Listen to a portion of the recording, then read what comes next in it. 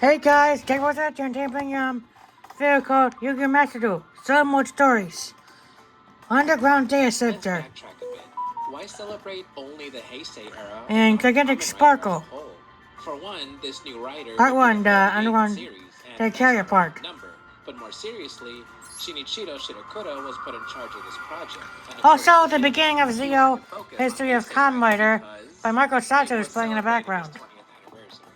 Although he also brought up how Kamen Rider Build's toy sales were great, but the viewership ratings weren't.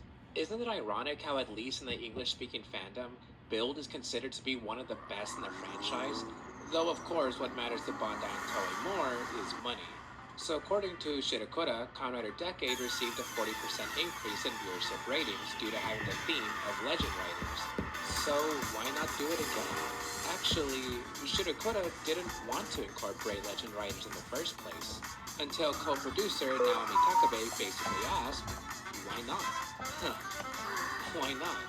That almost sounds like it could be the main thesis for this video.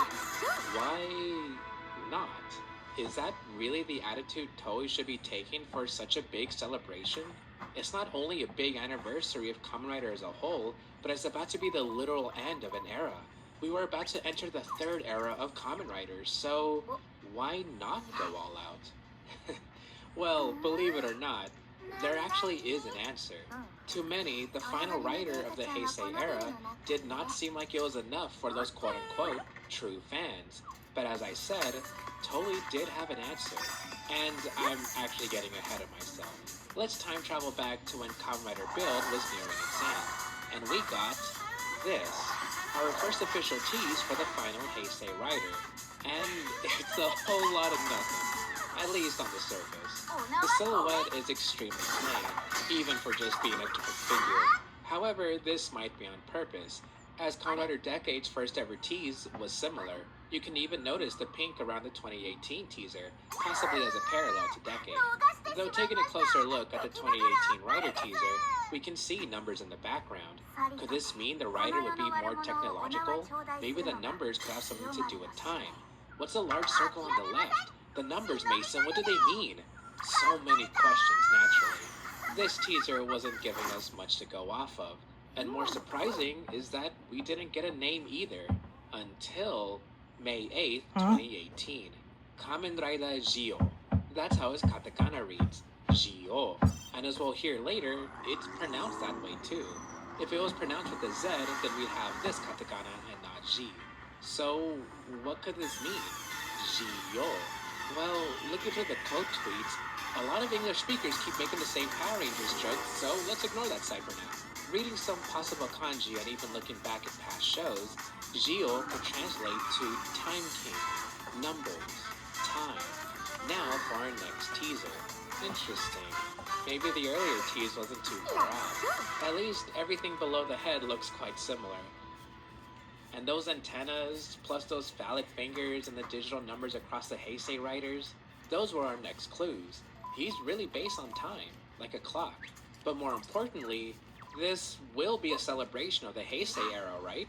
Some rumors went around saying that Gio's face would be based on a clock and would transform into past riders based on where his clock hands are pointing. For one, that sounds really creative, in a way better than what we already got. And second, could this be like Kamen Rider Decade? Say a second version?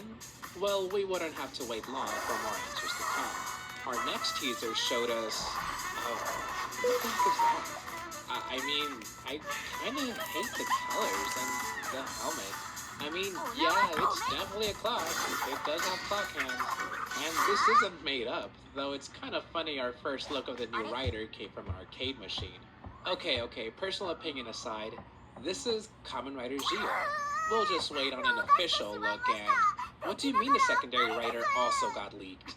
These just kept coming, reminding me a lot of when Build's rumors came out. What I found interesting is that with a golden... We believe in America, where family comes first, freedom is celebrated, and you forge the future with your own two hands. Polaris, the American power sports company.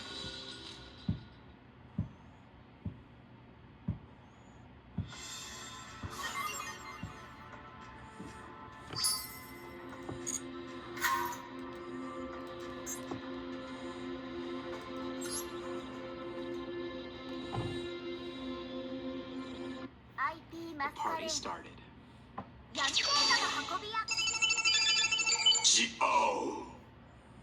We begin in the year 2068, where statues of past riders commemorate Tokiwa Sogo's first transformation. However, this is not a good thing, as a golden Kamen Rider has taken over, so it's up to some survivors to stop this future from happening. And it all starts with a young boy who wants to become a king. Same.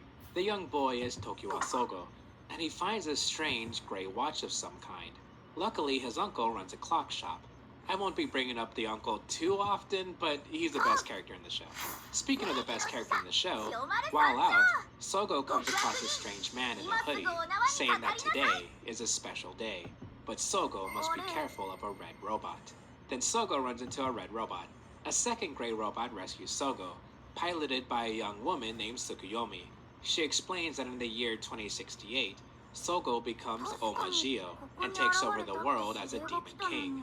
So a rebel named Gates is trying to stop this apocalyptic future. Did that T-Rex just make an elephant noise? Tsukuyomi and Sogo continue to jump to different time periods to escape Gates, though Sogo seems happy to become a king regardless.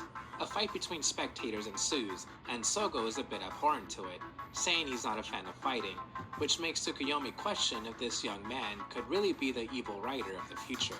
Gates, now transformed, arrives so Sogo and Tsukuyomi escape once again, though this time into the year 2017. More specifically, November 30th, 2017. Coincidentally, Sogo runs into a couple of schmucks at a cafe, and one of them, Sento Kiryu, is interested in Sogo's gray watch. Then they get knocked out by Tsukuyomi's Spies Watch gun thing, saying they shouldn't be messing with the timeline. The two go back to 2018 in the clock shop, where Sogo's uncle gives some advice after seeing Sogo a bit down and confused on what to do. We can turn the hands on the clock back all we want, but it'll still continue forward. What a great uncle. From here, Sogo runs into a monster who looks a lot like Kamen Rider Build. Then Tsukuyomi arrives telling Sogo not to transform. Then the weird hoodie guy tells Sogo to accept his fate to be king. It feels like absolute chaos out of nowhere, until Sogo realizes he can still shape his future. His current self is not fated to be a demon king. He'll be the best king alive. With that, his gray watch transforms, and the hooded man presents him with a Jiku driver. And now, it's time.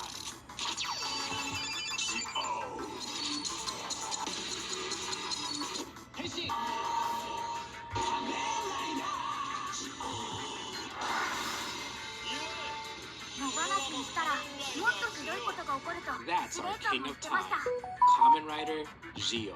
He fights off the Build monster, but Gates arrives to defeat Sogo himself.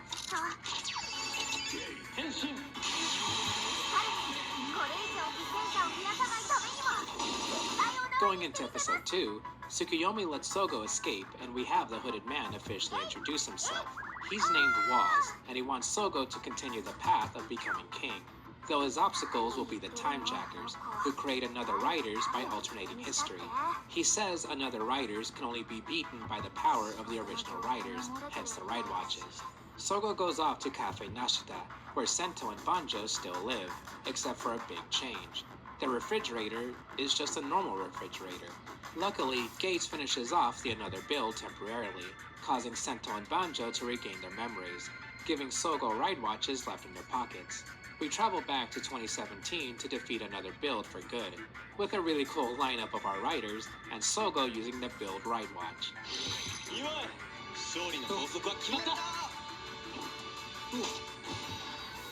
The monster is defeated, and Tsukuyomi and Gates move into the watch shop in order to keep a closer eye on Sogo. And pause. Okay, I know that was a lot, so let's simplify this premise. Gates and Tsukuyomi travel from the year 2068 to stop Sogo from becoming the Demon King, Omagio. Also on their path is a third party named Waz, who is on Sogo's side for unknown reasons. A group who stands in their way are the Time Jackers, Oda and Wool. These two offer deals to civilians by changing their timelines and turning them into Another Riders.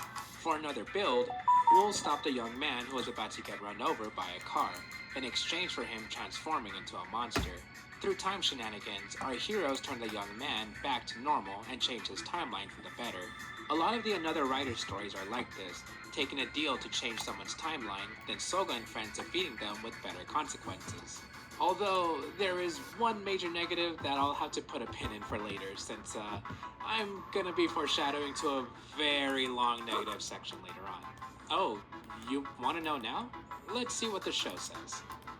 大人の事情に突っ込むやつは馬に蹴られる。Alright, that's quite the funny fan translation. As if Toei would be that self-aware for their anniversary show. Right? No, wait, that basically is a translation. We shouldn't be asking questions? No need to look that deep into the show? But what about canon and timelines and all these questions and the confusion and... Basement walls are peeling. That is not appealing. So this is water damage? Yes, that's water damage. How many people right now have compromised Yeah. their basement? The majority. And... oh man. Thank goodness then. I thought I'd have to make a 2-hour-long video about this weird show. Like, have you seen how much work I put into the Gaim and X8 videos? That puts a whole lot off my shoulders. If we're not taking this seriously, then I'll at least give the gist of each two-part arc. Our first episode, of course, introduces to Gio while also being a tribute to Build. It may have seemed like it was a lot to take in, especially when this is also being respectful to Build, but I think it was done very well. I've been summarizing the basic plot in a couple of sentences. You know, a couple of people from the future go to our present to stop Soga from becoming evil, then time travel shenanigans are in there. It's not that complicated to understand, to me at least, so there was enough room for the Build characters and our main cast. In fact, I don't think there's any sacrifice here. We know the basicness of Sogo and friends. New viewers can get the gist of Sento and Banjo. The story is simple enough to grasp. It's also been great so far. If these two first episodes were an indicator of things to come, then I have very high hopes. Following our introductory arc is episode 3, Dr. Gamer 2018. Sogo's at school when... Wait, Sogo's in school? I know his whole thing is being a high school student, but I wasn't expecting to actually have episodes in the school. Anyway, Sogo's being watched by Gates and Tsukuyomi, so he wants some privacy, leading him to find a classmate who tells him about an unbeatable game. A fight with another X8 leads our heroes to find the genius Gamer M, in hopes of beating this unbeatable game, since Sogo says he himself is bad at video games. Fast forward a bit, and Sogo discovers a secret Konami code that transports him into a warehouse. He defeats another X8, then the genius Gamer M steps out, ready for a fight. Oda recreates another X8, rewriting history. With that, Team Gio travel back to 2016, seeing more cameos with Conrider Brave, Hiro Kagami, and Sogo learns about the true power of friendship, gaining the X8 Right Watch.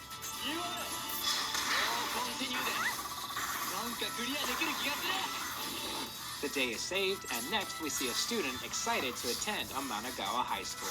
Oh, were you expecting a certain high schooler ready to befriend everyone? Let's see how this plays out. A man named Schwartz makes an appearance. He's the Time Jackers leader, and why wasn't he just introduced himself? So Team Gio are told of students who have gone missing. Tsukuyomi specifically brings up how she met a teacher with a pompadour. So our heroes disguise themselves to go to Amanagawa High School, where they do find one of the missing girls, but she's rescued by another Forze. Despite the rescue, Sogo fights another Forze, leaving a couple of other students in awe. Hey wait, those are the students from the Forze movie. Okay, Toei's gotta be teasing us for a big reveal. They even take Sogo and friends to the Conrider Club, where they meet Mr. Osugi. Oh man, I miss that guy. Just like Sento in the previous arc, Mr. Osugi gives Sogo the Forze Ride Watch. It's gonna be so great, I can already tell. With that Ride Watch in hand, Team Gio go back to 2011 to stop another Forze. But in the distance lurks a man, leading up to all these cameos to this point. We finally get to meet Takumi Inui from FIZE, and Kusaka Masato also from FIZE? Come on, don't tell me you're expecting Genzero to appear in the Forze tribute, right? Of course not, you silly goose. Sota Fukushi costs a lot of money, and he's a very busy man. Of course he couldn't come back for a small appearance. I'd be just as surprised if Gaim or Deno's main characters appeared in the show itself too. This may be Kamen Rider's anniversary, but we do have logistics and money to make.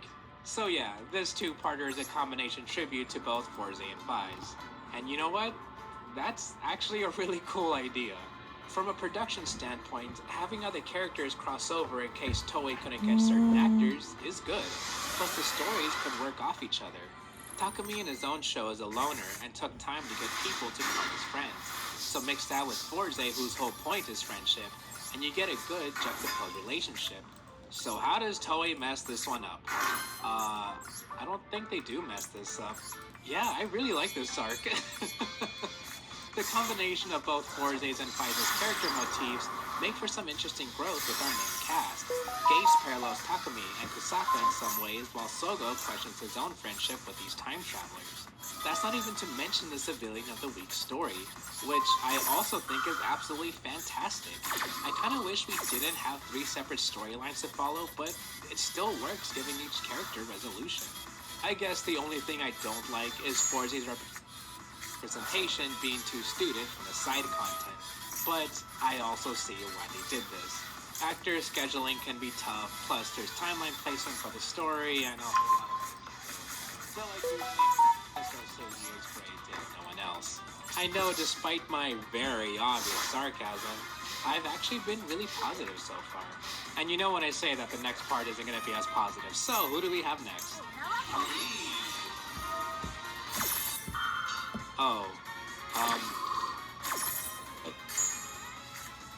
fine hotels and resorts.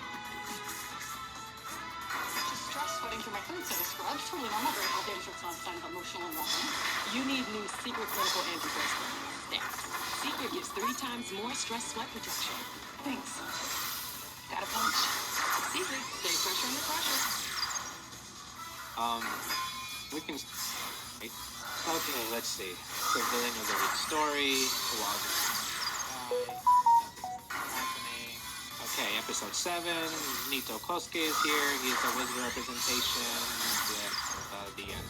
Okay, I was initially joking, but I think we really can skip this one.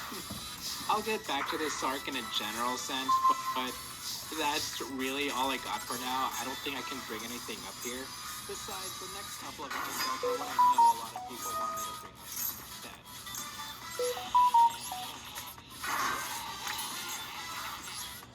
We go into episode 9 with a history lesson as Team Gio talk about Oda Nobunaga, who is in a way a demon king, at least according to Gase. Sogo opposes this view, wanting to be a king. Now for a minute. A TV broadcast Dan Foundation declaring their independence. Dan Kuroto King now rules his own nation. Although we see a man with a red feather pin held hostage. Soga and friends check out Dan Kuroto King's castle when Kuroto transforms into another O's? This is another one of those writer mixes. This time combining Dan Kuroto from X-Aid with Asian Hina O's. This arc is about the O's reps being against Kuroto's king's ways, with Team Gio in their support. Admittedly, I don't think X-Aid and O's go together all that well, but they at least did try to have some thematic connection, specifically with Kuroto's desire for kinghood paralleling Eiji's lack of desire. Kuroto is also such a random choice, and the reason for that is because the director and writer both figured a character like Dan Kuroto would make for a good team. They knew of his popularity, so they were also conscious to not have him overshadow the other half of this with O's. A cute fun fact is that since Eiji's clothes are so iconic with how colorful and abnormal they are, it was tough for production to give Eiji a suit that wouldn't stand out. So his actor suggested wearing a red feather to symbolize on. To wrap up our theme, Sogo's uncle says how he admired Oda Nobunaga for uniting the nation.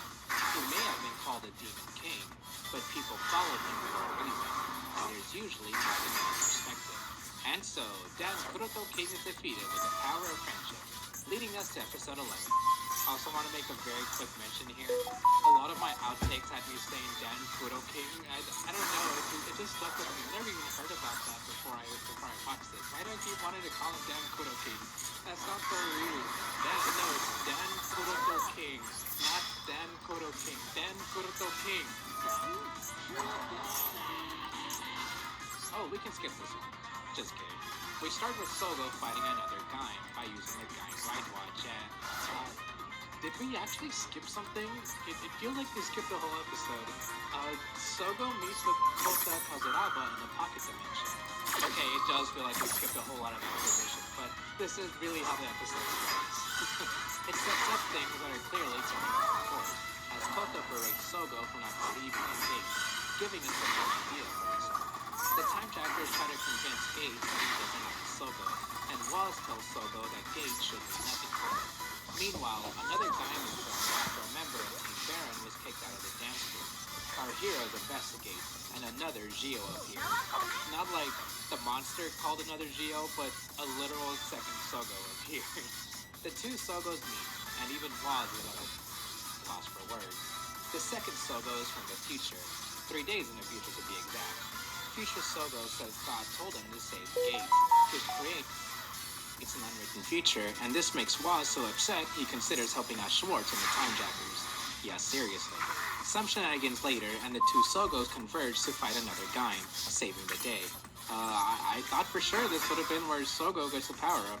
Anyway, it might feel like Gaim isn't here too much, but I think it's more or less the same amount as any other cameo. Like how Takumi and Tsusaka actually weren't in their own arcs all that much, same with Nico and Eiji. Though it feels less so here because Gakusano is a very expensive and busy person, but we also get Kaito Kuman as another Gaim rep. I didn't even bring him up, though that's because we actually had some story for Sogo and Gates here. At least they were the A-plot for previous arcs, even if it usually intertwined with the civilian of the week. Here we focus on them a lot more, and yeah, I did enjoy this arc because of it. Like anyone else, I'd have loved to see more Gaim, but as a story for the writers whose season this is named after, it's not bad. I like it. Well, that was strange.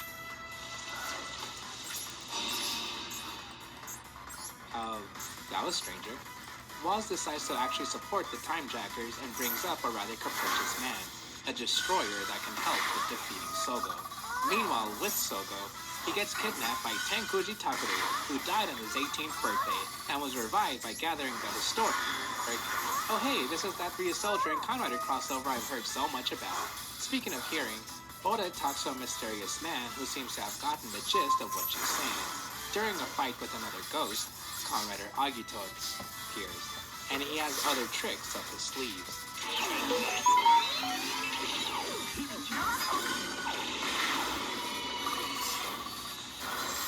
He easily beats Sogo, but leaves as this was just a test. This man is Tsukasa Kaguya, a passing through Kamen Rider, and a destroyer of worlds. Going into episode 14, Sogo is out of commission for a bit, so Gates goes back to 2015 to fight another ghost, but they both have a visitor.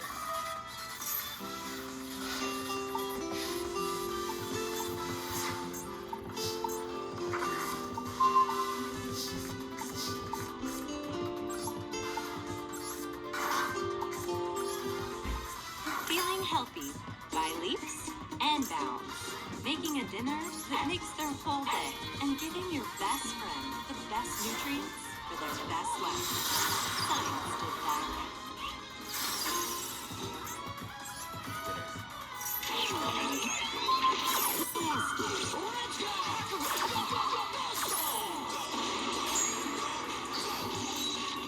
During our battle between three ghosts, Tsukasa throws a special ride watch to Gates. Now, you might be wondering why he would do that to his own enemies, and the answer is, it's all Decade's fault. Oh look, it's Makoto. Nice. The battle escalates for reasons, and Sogo joins in, using a new gift from Gates.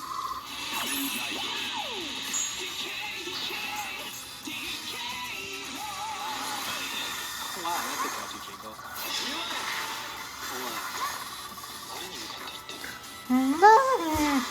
Once all that's done, Sogo goes back to his own body and starts getting hungry since ghosts can't eat dinner. They all go back to the clock shop when they see Tsukasa. he properly introduces himself and says he's going to destroy the world.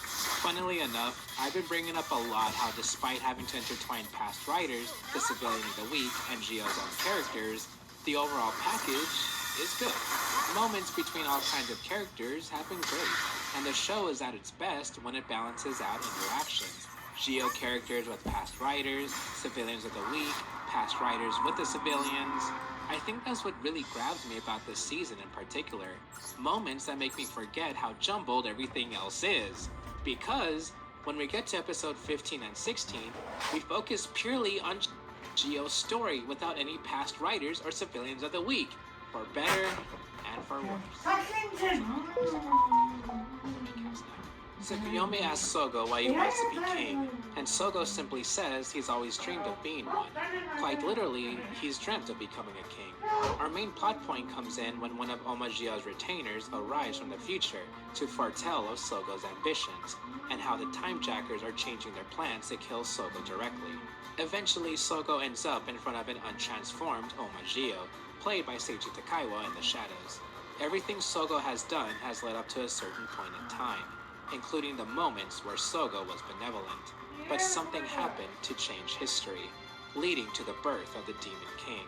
Omagio is just as strong as we saw before, and Sogo has no way of fighting him, aside from throwing away his trident. Episode 16. Sogo starts to lose the drive of becoming king.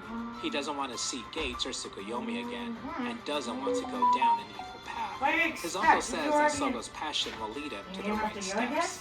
So with his newfound resolve, Sogo transforms into forms he already has. I know, a power-up isn't needed to show growth, but it would have been cool. I'll at least admit that this does show that it's the end of the season arc. Team Gio has their own focus episodes to progress the story and characters. Episodes 1 through 16 is the arc called Rider Time, the Demon King of the Future. And it's okay.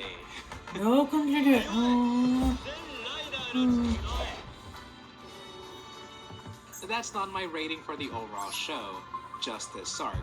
And again, as super ironic as it sounds, I know that is terrible of me, I know. But even looking back at my notes, I wrote BL moment with Gates and Sogo. What moment was that exactly? I don't remember. My biggest concern here is arguably the most important piece of the story. Aside from moments, what else was there? I've talked a lot about Civilians of the Week in my X8 video, where I said I kinda just didn't care. But I also said in my Fives video that moments can actually carry shows quite a lot.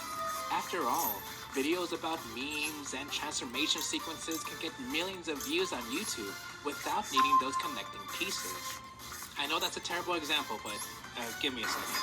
And when we look at the middle ground with the balance, I'd say we get something like Den-O, where the connecting pieces are very rewarding to watch while also giving us these cool moments to build up for. The climax may not be explosive, but they're memorable, and the characters are always worth watching. So, combine my thoughts about Den-O, Fives, and X8, connecting it all and circling it back to Gio, I kinda just don't care about the in-between stories. And don't get me wrong, I like the anniversary elements. It's nice to see past writers. It's great seeing Tsukasa playing a bigger part than expected. But this is Kamen Rider Gio. I should care about Kamen Rider Gio.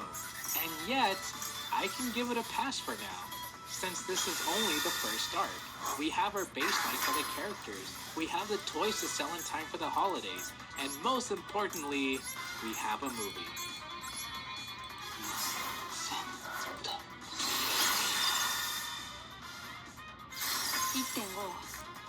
ネーミングなど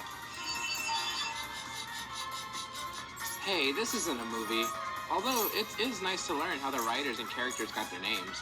Another fun fact is that Gio could mean Time King, but it's also an anagram for Ozi, meaning prince, as well as the number 20. 同じライダーの力は同じ時間には共存できない。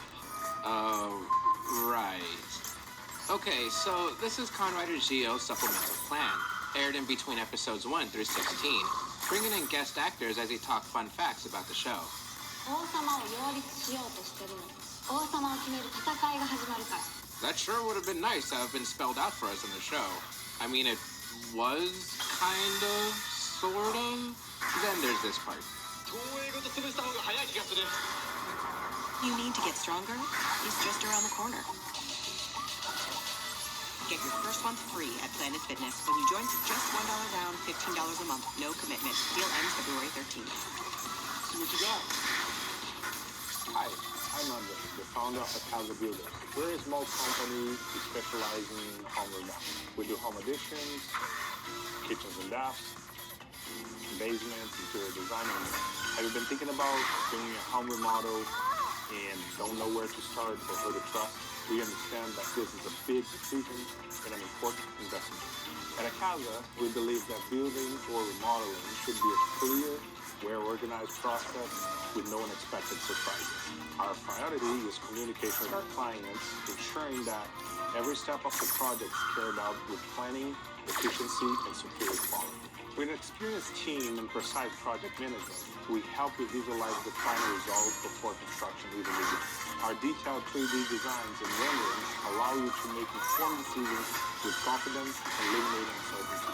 When it's time to get started, you can expect a skilled team that gets the job done right. We treat your home with care and make sure everything is built to last. Got a project in mind? Let's chat. Casa's here to make it happen.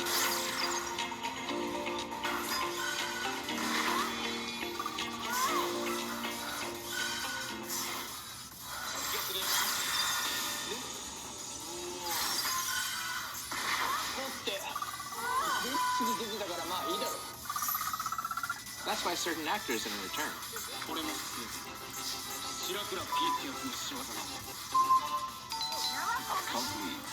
Look, man, this was just a mini-series made for fun. Absolutely not necessary. It's probably not even canon considering all the fourth wall breaks. Actually, now that I think about it, maybe it could be canon. I know a lot of you probably wanted me to go over this even more, but really, what else can I really show here besides some clips? And besides, they're really short. You could easily just watch this on your own. It's here if you're interested. It has some good jokes. It's an okay time. I really like this. Yeah, I know. Everybody says it.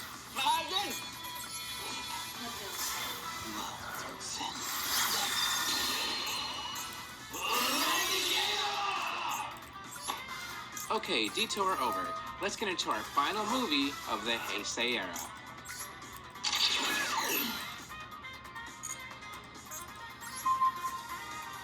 In 2018, we see Tokyo Asogo pass its exam with an A. He starts getting chased by a robot that he doesn't recognize, and we learn that something has been messing with time and space. Then, another Den-O appears, alongside another double. Leading them is a timejacker named Tid, who's going to destroy the Heisei Riders, starting with Kuga. Sogo regains his memory, while two other heroes get themselves involved in this new timeline. This is Heisei Generations Forever. Yeah, Heisei Generations Final apparently wasn't the final one. There actually is an explanation for the title though. Producer Shirakuda said the word final was literal, in that it was the final Kamen Rider movie released in the spring.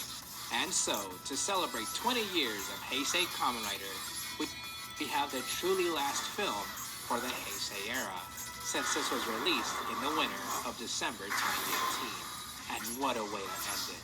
Its slogan is already very powerful. The era ends. Everything begins. To those who love Kamen Rider, the movie's plot takes this quite literally, since Tid says that this is a world where Kamen Riders shouldn't exist, and this boy named Shingo shouldn't be here either. Team Build protects Shingo, while Team Gio catches the eye of a schoolboy named Ataru, who somehow has the power to draw in riders. Shingo also loves Kuga. Huh, I thought he'd be too young to enjoy a show that old. Not that kids don't watch older shows, but... Oh look, it's the ramen guy from Kamen Rider Double! He gives Sogo the double ride watch because Shotaro told him to. There's your double representative, everybody. Eventually, both writer teams cross paths and try to exchange information, since their main leads to whatever is happening here are Shingo and Ataru. Our heroes go to Ataru's house, which Shingo recognizes. They enter and see a collection of Kamen Rider toys. In this world, Kamen Riders are fiction. Shingo is Ataru's brother who went missing years ago, creating despair within Ataru, but he found hope in Kamen Riders. The show was an escape for him. So one day, Ataru was granted a wish from an Imogene, causing the time and space distortion event now, and turning Ataru into another Den-O. Sogo is distraught now knowing his reality is fiction, but Sogo is okay with this, because he shouldn't exist in the first place.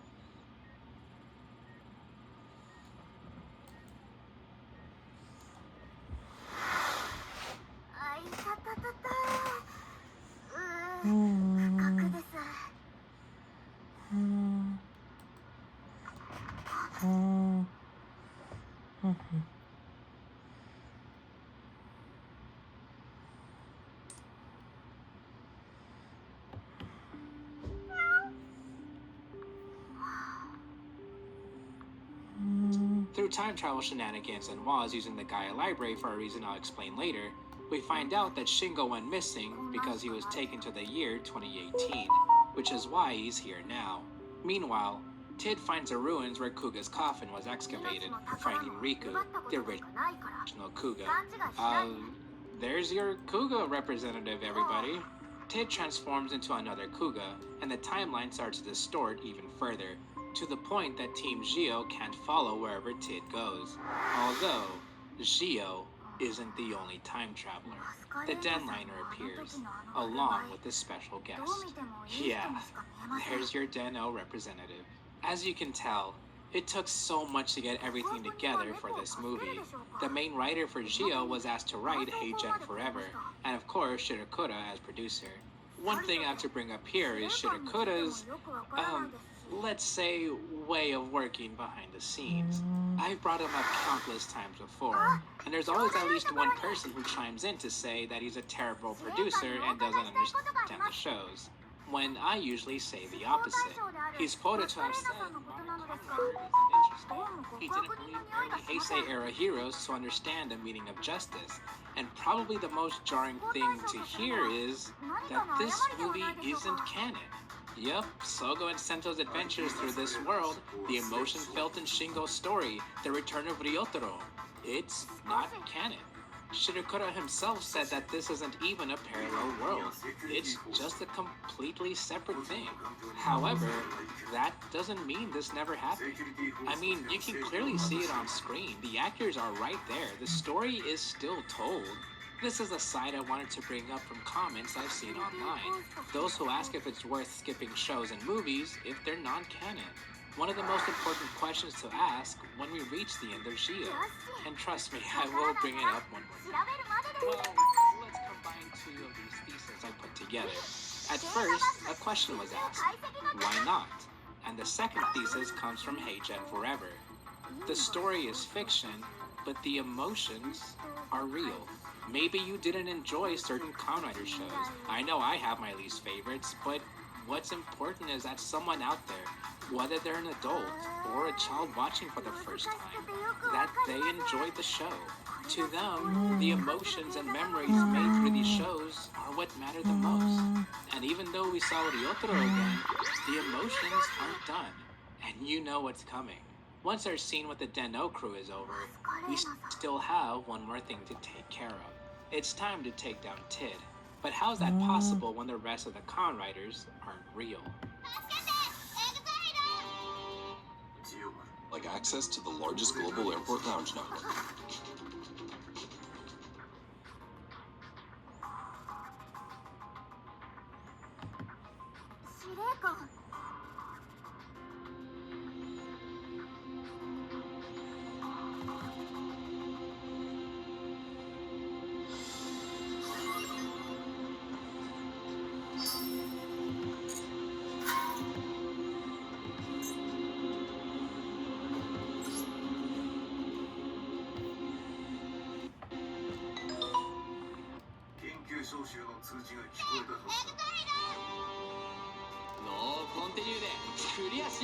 To the people of this world and ours, the Kamen Riders are real. Those who grew up with it.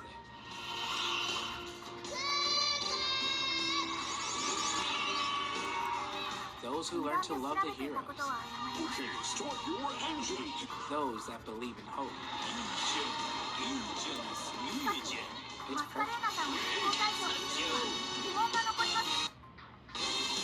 I know how perfect this moment is.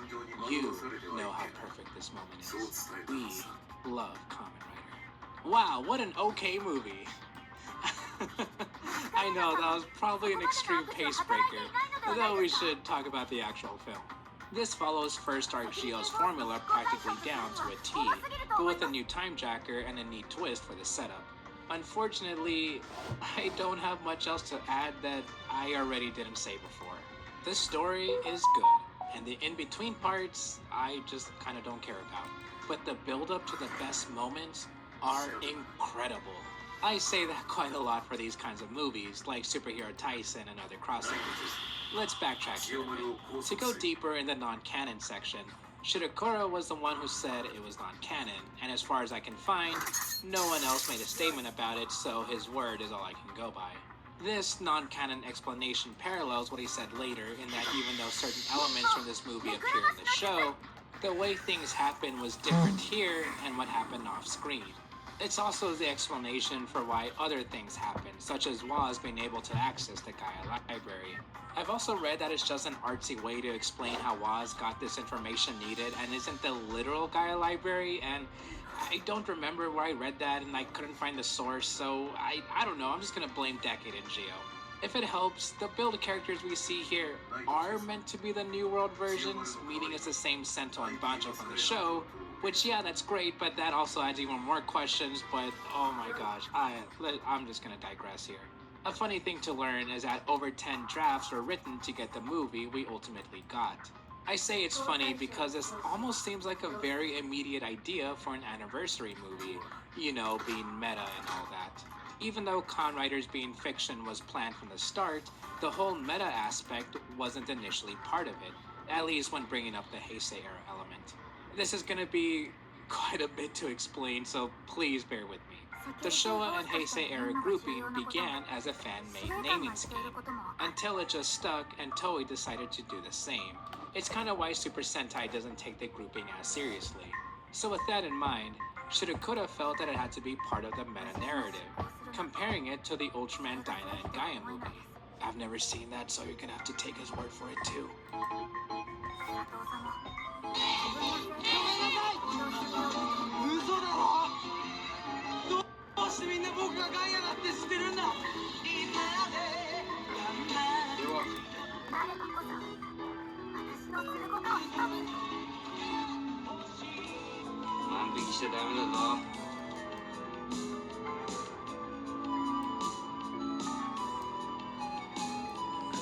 Should finally bring up the elephant in the room.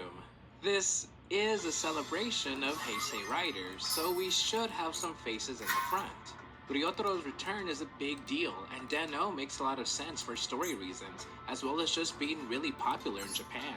We've also been getting a lot of another double and another Kuga, so Don't be arguing, here you go. no returning actors. One big for part. them? It's Maybe we could see one big part extremely or just a awkward that part there's one such of big anything. parts of Kamen I could Rider see as a one big whole, video. including in I this get one big movie's video. story, but we don't really Yeah, one get big video. anything else for them. Yeah, the ramen noodle guy is here, but do any of you even know what episode he's from? Any general details? That's a trick question, because he was only in Double's Hyper Battle video and the O's That No movie for a couple seconds. And I guess a fun fact, he was Double's assistant line producer. That's literally all I got. I don't even think he has a name. Oh, I was right. He doesn't have a name. He's just Fumin Masa. So, what? Okay, that's all I got. Like, not even one of Double's confidants? The Santa guy, Watcher Man, any of the ladies? A lot of Double actors actually were willing to return, but those who were asked ended up being really busy and couldn't make it into Toei's scheduling. And to make things even more awkward, we don't even get a user for another Double in the movie. He doesn't untransform. Producer Shirokura says there was a user in one of their earlier drafts, but was scrapped for time. He also said that another Double's user was a former Kamen Rider fan. Wow, that would have been kind of nice, and it wasn't even included in the director's cut. So, Kuga, huh? Yeah, you know, Welcome back to the Motorcycle Travel Channel. I'm really stoked that you guys have been enjoying my Arizona Backcountry Discovery Route video. Appreciate all your comments on that video. And I want to let you know that I've got some more really exciting videos coming up on this channel, including a 12-day motorcycle tour from Croatia to Greece. The Edelweiss motorcycle tours. That's going to be coming up pretty soon here on the Motorcycle Travel Channel. So right now I'm out here in the Arizona Backcountry testing out a couple of new 360. Ooh, Kuga, huh? Yeah, you know, the biggest face for Heisei Phase 1, the big return of Kamen Rider. You know, Kuga. Yeah, no way Joe Odagiri was returning. Toei also couldn't get Ichijo's actor. Like, he filmed a commercial for the Kuga manga, so I couldn't find with. He was just way too big, and maybe his agency wouldn't allow it. Although, the same thing was said for Sota Fukushi and Gakusano for the Encounters. Returned himself, and his agency. It has amazing moments that I'll happily watch again. I'll just skip to those moments. Oh man, I think I've talked about this movie way more than any other in this retrospective series, so let's move back to the actual show.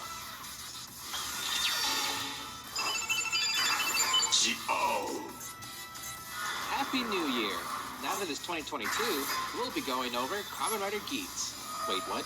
Sogo ends up in the year 2022, where it's slightly more futuristic than expected, and a person named Kaguya Rentaro transforms into Kamen Rider Shinobi.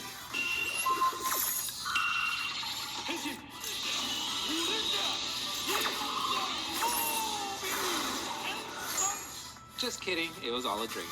But what isn't a dream is a new White Walls appearing from a green time machine. Walls is back. Oh yeah, he's good now, by the way.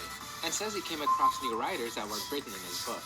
The other Walls arrives and pledges loyalty to who he calls Gates Revive, the savior of the future. But that's not all, as this Walls has his own driver.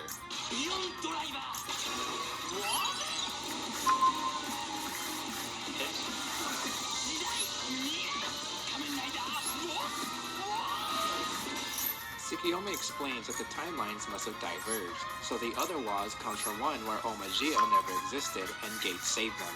They're also differentiating the Wazes by calling Sogo's Waz Black Waz and Gates' Waz White Waz. Oh, I almost forgot about the shinobi stuff. Rentaro keeps getting turned into another shinobi by swords until Rentaro is like, hey, knock it off, and White Waz is able to create a shinobi ride watch for himself. It's okay, so it's not a ride watch, they're called Mirai watches. Same thing, Mirai means future. And then we do this 3 more times. Episode 19 and 20 introduce us to Kamen Rider Quiz from the year 2040.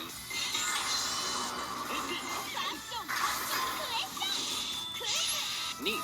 In episode 20, Sogo and Gates agree to go against White Walls and actually help out Quiz. Sogo also uses the double ride watch here. Wonder how he got that. Then White Waz gets the Quiz Mirai watch. At the end of the episode, Waz asks Sogo's uncle if he could fix a certain special watch. Naturally, in episode 21, we meet the third feature writer, Kamen Rider Ryuki. Wait, what? Wolf forms a contract with their Mirror World guest character to create another Ryuga. Sogo and Gates try to fight it off, but can't keep up with its powers. Tsukiyomi then explains that the day of Oma is coming soon, the day that Sogo becomes Omagio. But we can't think about that now. Team Geo look for clues of a place called Audette Journal. Sogo finds the old chief who says the company couldn't keep up with the times. The chief even brings up someone named Kido Shinji. They find him and goof around for a bit. I don't know. Gates eventually fights another Ryuga, who Wool explains is a mirror version of Shinji, so it's impossible to create powers that match. Sogo enters the fight, and then forcibly enters the mirror world, finding a mirror version of himself.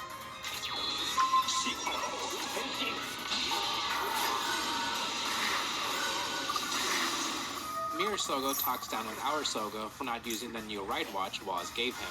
This happens throughout the episode, and I kinda like it. Having a direct counterpart as paying tribute to Ryuki makes a lot of sense in several ways, on top of Shinji giving new insight of himself, saying that maybe their mirror versions are their real selves. Their mirror versions often say what the real ones don't want to hear. Again, I really like this. Anyway, Sogo and his mirror self come to an agreement, combining their new watches and becoming one. Sogo reverses time slightly during Gates' battle, indicating he's slowly becoming as powerful as Geo. And thankfully now, that power is shown through Kamen Rider Geo 2.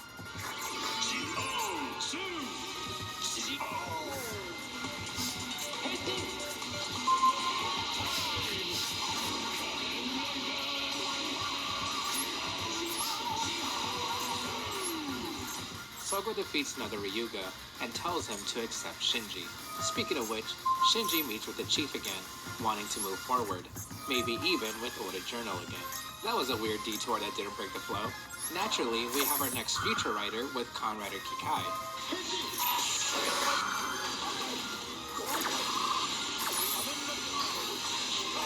We start with Sogo being bad at math, same, and coming across a writer who turned out to be an android from the year 2121. Nothing important happens in these two episodes. Me too. Schwartz forces Wool to become another Kikai, causing Oda to team up with Team Geo. Of course, White Walls gains a Kikai Mirai watch, then Wool goes back to Oda like nothing happened. At the end, Tsukiyomi explains to Gates that Sogo's powers have become so great that he was able to create brand new riders from the future. Is that really how this works? That seems incredibly odd to me. Now that they have 3 Mirai watches, White Walls forms the Gates Revive watch. And lastly, Schwartz holds on to the Another Geo Ride watch. Okay, that last sentence was pretty important, but it was the end of episode 24. And now into episode 25. The day of Oma is almost here.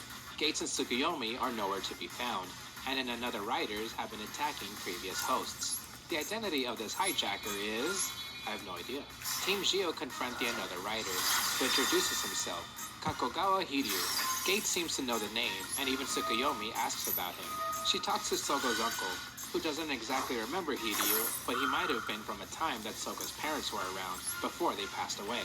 Tsukiyomi investigates further, and finds that Sogo and Hiryu both survived a bus accident when they were young. Another fight with Hiryu has him transform into another Geo. Schwartz calls him the King of Dark Riders. As you can see with all this building up, there's a lot surrounding Sogo, especially with the day of Oma getting closer. We learned that Tsukiyomi messed with the timeline and was there during Sogo's bus accident, also making Hiryu upset that a lot revolved around Sogo.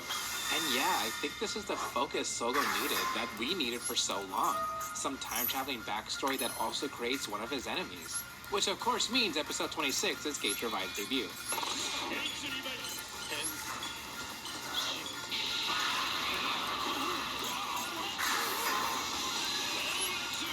Gates is able to match Geo 2's power. We believe in America, where family comes first, freedom is celebrated, and you forge the future with your own 2 hands. Polaris, the American Power Sports Company. Litterback. When cat litters are so heavy it hurts. If you suffer from litterback, try Tidy Cats Lightweight. Now with astounding 21-day odor control. At the Tidy Cats Innovation Lab, we've got your back. Tidy Cats Lightweight.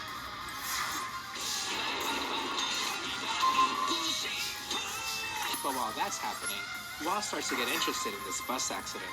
He reads files of people who were there, including one Mr. Destroyer of Worlds. Gates and Sogo have their fight, until Waz breaks them up with the scarf power that he has apparently. Waz says Gates' revives power can be overwhelming, and can even hurt Gates himself. I'm sure this consequence of using Gates' revived power is going to be used throughout the season. Sadly, that was sarcasm. For now, Gates is only seeing revenge after witnessing Tsukuyomi become a casualty of the bus accident. Waz also has a book cage power thing, apparently. Meanwhile, with Sogo, we learn that his uncle has been going through some emotional issues. He's been meaning to reprimand Sogo, but couldn't bring himself to do it after Sogo lost his parents. Now his uncle is going to come out and say it. Gates and Tsukuyomi are gone, so Sogo should stop saying he's okay being lonely when he's really not. If he isn't true to his feelings, then he'll be a leader with no empathy for his people.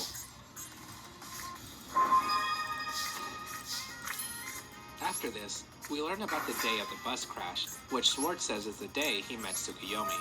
April 24th, 2009. Sogo, his parents, Hiryu, his parents, Tsukuyomi, and Tsukasa were all on that bus when Schwartz stopped time in front of it. Every boy born in the year 2000 on that bus had the potential to be a future king, so Schwartz put them through this life or death situation, one that not even Tsukasa knew about. Tsukuyomi tries to stop him, but the bus crash happens, and Tsukasa saves the both of them at the last second. Back in 2019, Hiryu and Wool take away White Waz's power, inadvertently bestowing it upon Black Waz, who uses it to stop Gates.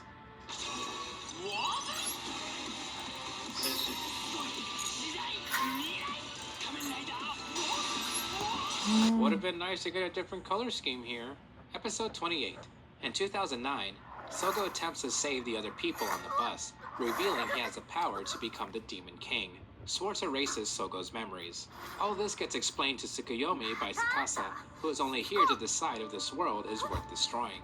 Then Sogo gets beat up by all the other writers. Hey, they actually look pretty cool in the lineup. Sogo is late with his confrontation with Gates. They share a moment, understanding what must be done. Hiryu also makes it to their face-to-face, when Gates says he himself is the only one that can fight the kind Sogo. Besides, he's Gates' friend.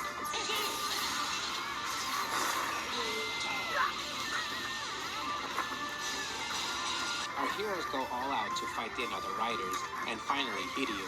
Hiryu blames Sogo for ruining his life and killing his parents. Sogo apologizes and can only offer his condolences. Sogo and Gates prepare for their fight, when Sogo asks if Gates can come back home with his uncle.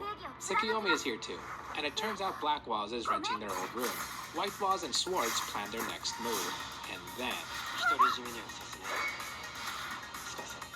Looks like we're back to the status quo, as White Waz is given the another blade right watch. Ooh, okay. Which uses to turn Amane into the Mancha of the Week. Amane was the main character of Blade. I'm only saying that's great. Go, quickly, go. Stop. This is Hajime, who Amane looked up to. On the bright side, Sogo graduated high school. Yay. On the downside, a strange man has stolen the right watches. This is Daiki Kaito, Kamen Rider DM.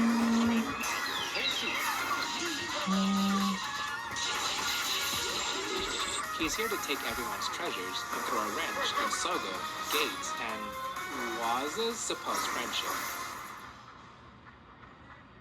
Tsukuyomi, as she has been doing a lot recently, explains to Sogo that Waz was part of the resistance group in the future, but betrayed them to side with Omagio, which is why they're so opposed to each other. Sogo has another battle against another Blade when Hajime arrives. He wants to stop Sogo from hurting Amane, so he transforms into Kamen Rider Chalice. But one more surprise returns. With Hajime's powers reawakened, Kenzaki returns to begin their fated duel.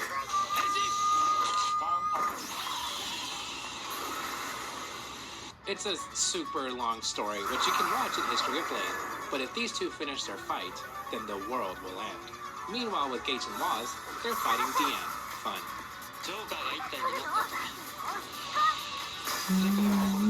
I just said that. This was part of White Waz's plan to force Gates to become their savior. So Team Gio think of ways to stop Hajime and Kenzaki from fighting, meaning trying to save Amane. The Kamen Riders group up, and... Oh, come on. Oh, come on, in the world is happening? What? Look, guaranteed 4 p.m. late checkout at fine hotels and resorts.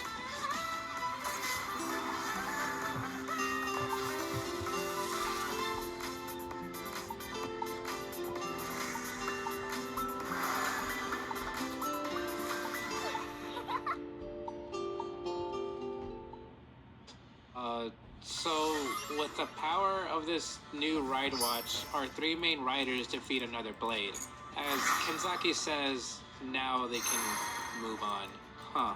White Waz also mentions that this was supposed to be the day of Alma, and now that a new feature has been made, White Waz ceases to exist. With that, Omagio tells Sogo that there are only a few right watches left to collect in order to become king.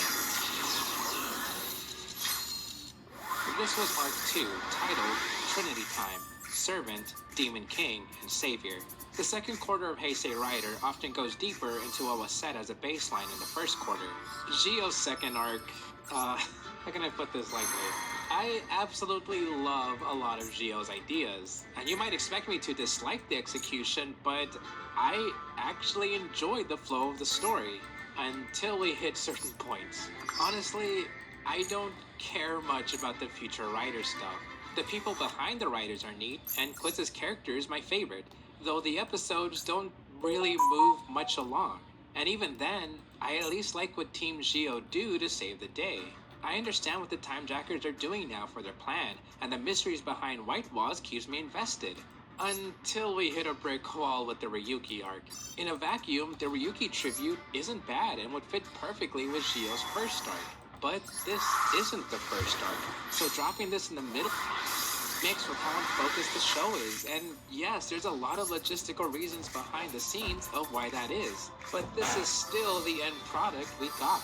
Man, the scene of Gates defending Sogo from Hiryu was fantastic. I'd even go as far as saying it's one of my favorite writer scenes, period. But I really didn't enjoy how dragged out the "we're not friends" trope went with our main trio. I loved how... Welcome to History of Gio Part 2. If you haven't...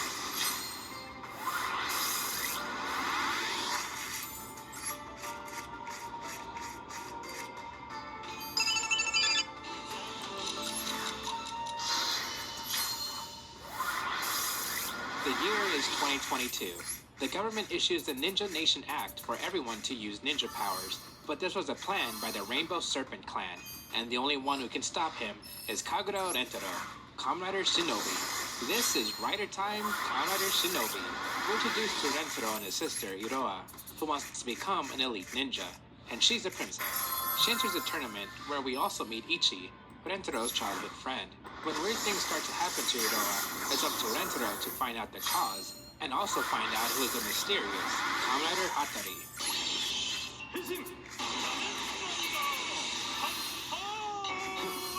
You might immediately think that this miniseries was made due to Shinobi's popularity, but it was in production alongside Gio's first arc. One of the producers said this was created over the other feature writers because they knew ninjas were a popular themed request, so they'd at least film something small. Funnily enough, the original story was going to be similar to Gio, where Rentaro was a college student in a non-ninja world, but Shirokura said they had free reins to do what they want. As for me, I really like this. For one, it's only 3 episodes, 15 minutes long each, so it was an easy watch. In no way does it feel like this is a true first episode of a writer show alongside from a quick exposition, and I do prefer the feel that this could be somewhere near the end of a first quarter. Second, it also seems as if extra work was put into a side project. It looks similar to a real writer show outside the Kit Bash suits, and the effects are on par with everything else. And I really like Rentaro. He's such a serious cinnamon roll, my favorite kind of character. I don't have major negatives to bring up, except Iroha being into Shinobi despite not knowing it's her brother. It's a little weird. Otherwise, my biggest compliment goes to the soundtrack. It's so good. It's definitely up there as one of my favorite OSTs. The theme song, Izanagi, is great, but the soundtrack itself has some even better music. Despite all my praises, I'm glad we got a miniseries rather than a full-on 50-episode season. I don't know, ninjas don't exactly appeal to me, but hey, Fruits is a weird motif and Gaim turned out to be a masterpiece. So if we do end up with a ninja series, then I'm all up for it. And I would be remiss if I didn't also bring up this fan project, Conrad Shinobi 2022 by CyberLife8592. When I asked on Twitter about Toku fan projects, this one was mentioned quite a bit. It's a what if Shinobi got a full season, plus extras. I personally had a good time reading. Link in the description. Scott the Waz, he's a famous gaming YouTuber. If he could be in this video, I asked him like a year ago. He hasn't responded, so I guess I'm doing the intro.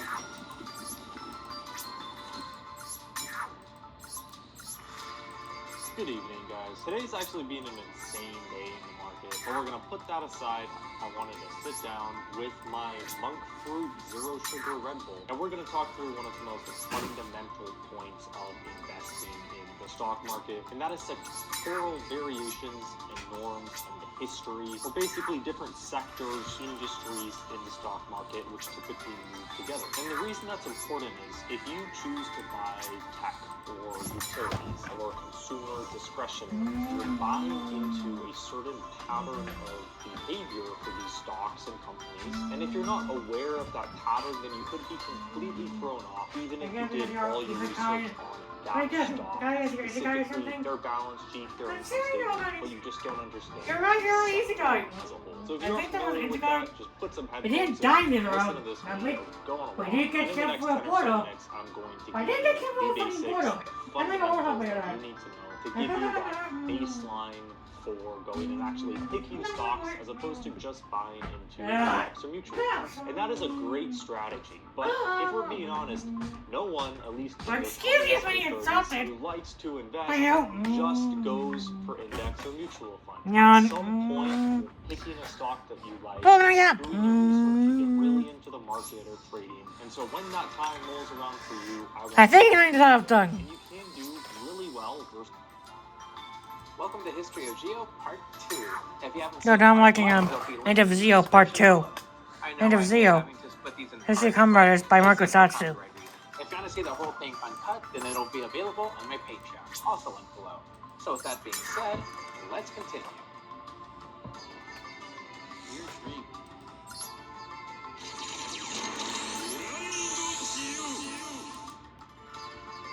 Around this time, we usually get something like a special, but for now we just have Shinobi.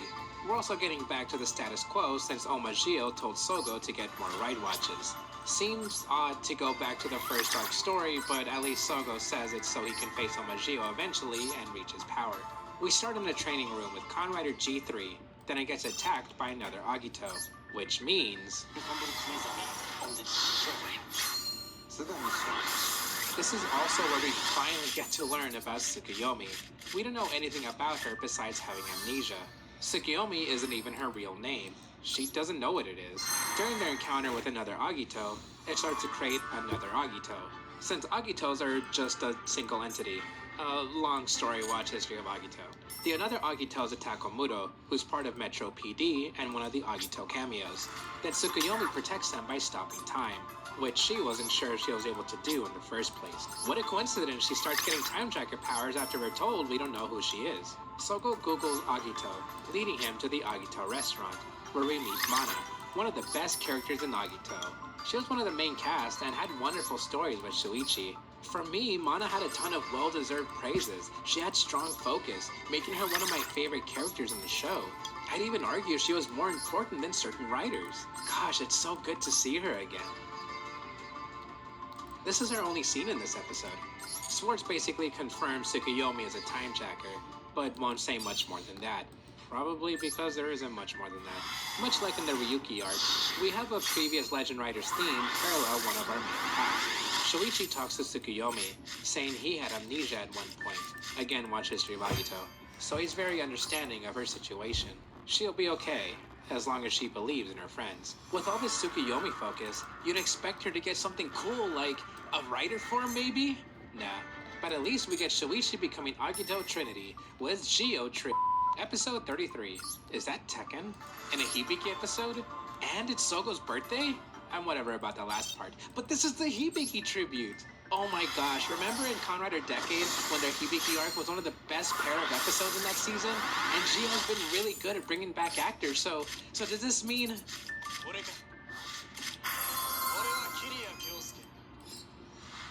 Kyosuke frankly doesn't contribute to much. But look man, I can't hate Team Gio when they're just having fun. And when Hibiki the show is still given a lot of love and care. Okay, there's gonna be a lot to go over, which means you should once again watch History of Hibiki, but Kiria's story is fantastic in this arc. Even if you don't know anything about Hibiki, which I'm assuming most of you don't, just seeing this character, Kiria, learning that taking Hibiki's name isn't enough to be the hero he thought he was, is good development. Both as a story connecting to Sogo's want. Alright guys, it's like end of part 1. I'll come back tomorrow for part 2, which is Todoroki is also here. He was Genetic like Sparkle. favorite This writer is like Hibiki, Yu-Gi-Oh! Master being do a so big much driving force stories. for Kiria and Sogo's growth. And yes, I know there's a lot of Do ands. so much stories. And Underground Walls has his own Center. characterization to see Sogo as a It's end person, of the not Yu-Gi-Oh! just Master do human so much overlord. stories. Not Underground just that, Center. but Shirakuda Part wanted to differentiate this and from Decades Gigantic Hibiki Sparkle Part by 1. This focusing on is the Kiria. end of the Underground Kiria was the key to Spectre. everything. Underground To D is top in it the all part. off, the Bye guys, progression end of the Kiria video. learning to be a better Bye person everyone. to fully become Hibiki, surprisingly, Oh yeah, it's the video guys. probably one of my This- favorite you're playing with storylines in background. Geo.